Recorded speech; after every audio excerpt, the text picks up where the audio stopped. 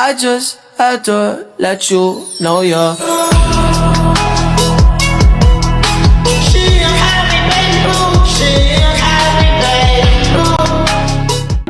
Selamat datang. Dalam video ini kita akan membahas bagaimana sebuah organisasi mengelola aset terbesarnya, yaitu manusia. Ada 4 topik yang akan kita bahas bersama: intervensi manajemen SDM, manajemen kinerja, karakteristik pengaturan tujuan, dan sistem imbalan. Keempat topik ini saling berkaitan dan membentuk fondasi pengelolaan SDM yang efektif. Mari kita mulai. Apa itu intervensi manajemen SDM? Intervensi manajemen SDM adalah serangkaian aktivitas terencana yang direncanakan untuk meningkatkan efektivitas sumber daya manusia dalam sebuah organisasi. Sederhananya, ini adalah sebuah upaya sadar yang dilakukan agar SDM bisa bekerja lebih baik, lebih produktif, dan lebih puas. Bukan program sesekali, melainkan sebuah sistem yang direncanakan secara menyeluruh. Secara umum, intervensi SDM terbagi menjadi 2. Pertama, intervensi yang ditujukan kepada individu, seperti seleksi karyawan, pelatihan, pengembangan karir, dan manajemen kinerja. Kedua, intervensi yang ditujukan kepada kelompok atau organisasi secara keseluruhan, seperti desain pekerjaan, pengembangan tim, dan perubahan budaya. Keduanya harus berjalan beriringan agar hasilnya optimal. Mengapa harus strategis? Yang membuat intervensi SDM benar-benar berdampak adalah ketika ia selaras dengan strategi bisnis organisasi. Organisasi yang mengelola SDM secara strategis dengan rekrutmen selektif, pelatihan yang tepat, kompensasi berbasis kinerja, dan pemberdayaan karyawan terbukti memiliki kinerja yang lebih unggul secara konsisten. Artinya, investasi pada SDM bukan sekadar pengeluaran, melainkan strategi bisnis itu sendiri. Saya mau tanya satu hal simple. Kalau kita ngomongin perusahaan, apa sih aset yang paling penting? Coba pikirin sebentar.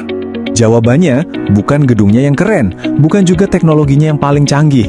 Aset terpenting yang jadi inti dari semuanya, ya orang-orangnya. Nah, karena itu, ngurusin orang itu bukan lagi cuma kerjaannya bagian personalia atau HR loh. Ini udah jadi inti strategi perusahaan. Dan cara kita melakukannya itu punya nama keren, intervensi manajemen sumber daya manusia. Apa itu manajemen kinerja? Manajemen kinerja sering disalahartikan sebagai sekedar penilaian tahunan. Padahal ini adalah proses yang jauh lebih luas. Sebuah siklus berkelanjutan yang mencakup perencanaan tujuan, pemantauan, pengembangan, penilaian, hingga pemberian penghargaan. Siklus ini harus berulang, bukan berhenti begitu laporan penilaian selesai ditandatangani. Oke, salah satu bagian yang paling penting dari sistem ini ada di area manajemen kinerja. Dan sekarang ini ada pergeseran besar-besaran loh, dari yang tadinya penilaian tahunan yang kaku, jadi obrolan santai yang terus-terusan. Coba kita bandingin ya. Dulu itu kan ada yang namanya annual review ya, formal setahun sekali, isinya cuma ngasih nilai buat apa yang udah lewat. Nah, cara baru ini beda banget. Bentuknya obrolan santai, sering fokusnya itu coaching buat kedepannya. Jadi umpan balik atau feedback itu dikasih pas lagi anget-angetnya, bukan nunggu setahun. Jadinya siklusnya jalan terus. Biar lebih kebayang, kita lihat contoh nyata yuk. Ada sebuah perusahaan teknologi modern nih. Mereka nekat hapus sistem penilaian tahunan yang kaku itu, terus diganti sama model check-in atau ngobrol rutin antara manajer dan timnya. Kira-kira apa yang terjadi? Hasilnya, wah, luar biasa. Angka karyawan yang resign sukarela itu turun sampai 30%. Ini bukti nyata kan? Kalau orang merasa didengerin, dibimbing secara rutin, mereka jadi jauh lebih betah dan loyal sama perusahaan. Tapi, ngobrol doang kan nggak cukup, harus ada arahnya. Nah, disinilah peran goals atau tujuan. Anggap aja tujuan ini bahan bakarnya mesin kinerja. Dan ini bukan cuma omong kosong loh, penelitian udah membuktikan berkali-kali. Coba lihat deh grafiknya. Kalau tujuannya cuma, ya udah lakuin yang terbaik aja atau terlalu gampang, performanya ya gitu-gitu aja. Performa paling tinggi itu justru datang dari tujuan yang spesifik dan menantang. Ada beberapa metode umum yang digunakan.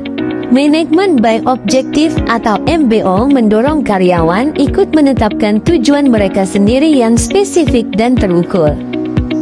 Penilaian 360 derajat mengumpulkan umpan balik dari berbagai pihak, atasan, rekan, hingga pelanggan untuk gambaran yang lebih lengkap. Sementara Balanced Scorecard mengukur kinerja dari 4 sisi sekaligus: keuangan, pelanggan, proses internal, serta pertumbuhan organisasi. Tren terkini menunjukkan pergeseran dari evaluasi tahunan yang formal menuju percakapan kinerja yang lebih sering dan lebih santai. Banyak organisasi besar kini meninggalkan sistem rating tahunan dan menggantinya dengan model check-in rutin. Pendekatan ini terbukti lebih efektif karena umpan balik diberikan saat masih relevan, bukan setelah setahun berlalu. Mengapa tujuan yang jelas meningkatkan kinerja? Sudah terbukti secara luas bahwa tujuan yang spesifik dan cukup menantang menghasilkan kinerja yang lebih tinggi dibandingkan tujuan yang samar atau terlalu mudah. Ketika seseorang tahu persis apa yang harus dicapai dan merasa tertantang untuk mencapainya, fokus dan usahanya secara alami meningkat. Karakteristik tujuan yang efektif dirangkum dalam model SMART. Tujuan harus spesifik, jelas, dan tidak ambigu. Measurable, ada ukuran yang bisa dipantau. Achievable, menantang tapi masih realistis. Relevan, bermakna bagi individu dan organisasi. Dan time-bound, ada batas waktu yang jelas. Tujuan yang memenuhi kelima kriteria ini memberi arah yang nyata, bukan sekadar harapan. Tujuan yang baik saja tidak cukup. Ada 2 kunci yang menentukan apakah tujuan benar-benar menghasilkan kinerja tinggi. Pertama adalah komitmen. Seseorang harus sungguh-sungguh percaya dan berinvestasi pada tujuannya. Komitmen ini tumbuh ketika individu ikut dilibatkan dalam menetapkan tujuan tersebut. Kedua adalah umpan balik yang rutin. Tanpa informasi tentang kemajuan, seseorang tidak bisa tahu apakah ia di jalur yang benar atau perlu berubah arah. Kita lanjut ke potongan puzzle terakhir nih, bagian imbalan atau rewards. Ini penting banget buat nyambungin semuanya. Poin pentingnya gini, rewards itu bukan cuma soal duit. Di zaman sekarang, imbalan itu ya kompensasi, tunjangan, keseimbangan kerja, pengakuan, sampai kesempatan buat berkembang. Apalagi buat kerjaan yang butuh kreativitas. Kadang rasa punya tujuan itu jauh lebih nendang daripada bonus gede. Sistem imbalan yang efektif jauh melampaui angka di slip gaji. Imbalan yang sesungguhnya mencakup 5 komponen: kompensasi langsung, tunjangan, keseimbangan kerja, dan kehidupan pribadi. Pengakuan atas kontribusi, serta kesempatan untuk berkembang. Khususnya untuk pekerjaan yang mengandalkan kreativitas dan pemikiran.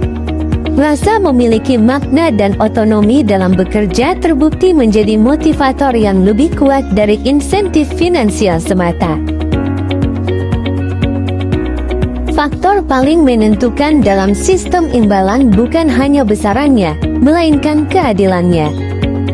Karyawan secara alami membandingkan apa yang mereka berikan dengan apa yang mereka terima, dan juga membandingkannya dengan orang lain.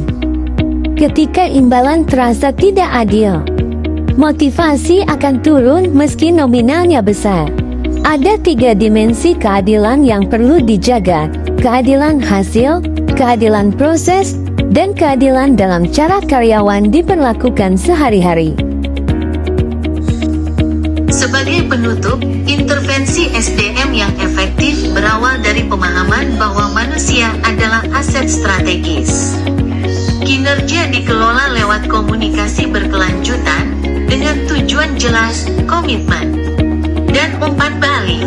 Didukung imbalan yang adil, semua ini menjadi satu kesatuan untuk menciptakan keunggulan organisasi. Sekian yang dapat kami sampaikan, semoga materi ini bermanfaat bagi kita semua. I just had to let you know you're